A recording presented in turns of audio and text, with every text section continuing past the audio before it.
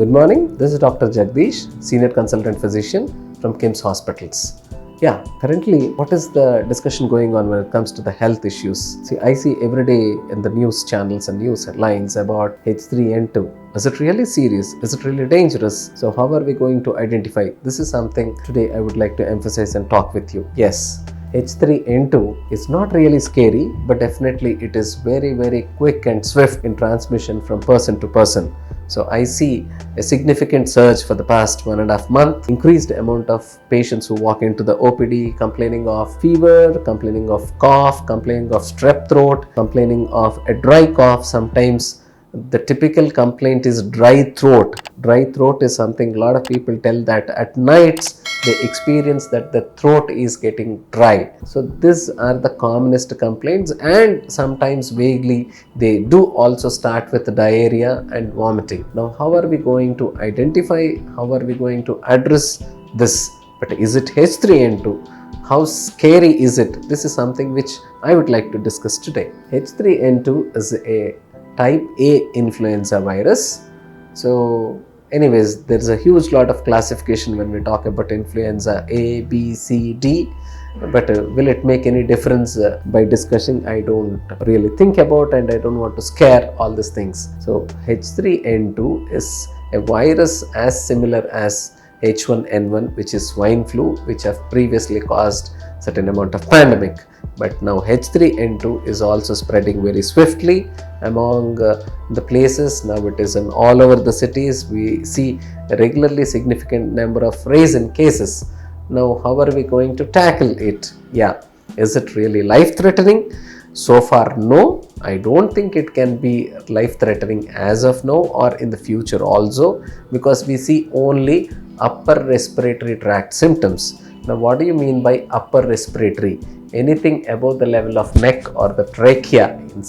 By superficially I'm talking about anything at the level above trachea and to the nose and your pharynx, we consider it to be upper respiratory tract. In the sense, in the simpler language, it is not directly involving the lungs. When lungs are spared, most of the times it is not as much as dangerous. But why is it bothering? So this H3N2, what we notice, people do have a lingering or a prolonged bothering dry cough for a significant period of time.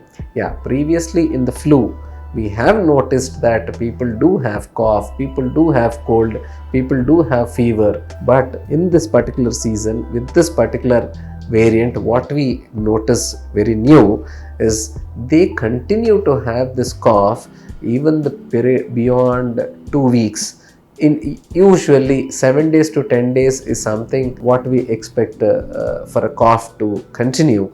But unlikely in this season with this particular variant, we see a cough significantly nothing less than 2 weeks, sometimes 3 weeks, and for a lot of patients even for a month. So this is what it is bothering a lot of people. So I think I just want to emphasize on how to deal with this. So number one, identifying, are we dealing with H3N2? Yes, you can get it tested by a multiplex PCR where they identify different types of viruses which involve your respiratory tract. Please meet your physician. Let the physician take the call whether the tests are required or not, because tests are very expensive. Now, how are we going to deal with the symptoms? What are the symptoms? As I told, fever, you are at your liberty to conveniently use paracetamol because it's the safest drug. And if the fevers are very high, you can use tepid sponging. First and foremost important, you have to hydrate well, you have to take plenty of water all through the day. The fever usually lasts for 1 or 2 days. After that, we see strep throat followed by a dry cough. This is the commonest pattern what we are noticing. And this dry cough is continuing for so long period. We have very explosive cough for 5 days to 10 days, where sometimes people also develop a very bad congestion of the throat. So we have to treat this one by one. So taking a cough syrup, preferably based upon your condition. If you are having some sputum or it is absolutely a dry cough, let your clinician examine you and decide which cough syrup suits you. There are different varieties of cough syrups and its way of functioning. So not all cough syrups are the same. So let your doctor decide what cough syrup suits you in which part of the illness you are. Because when I talk about 3 weeks or 4 weeks of cough, I might prescribe a different cough syrup on first week. I might prescribe something else on the second week.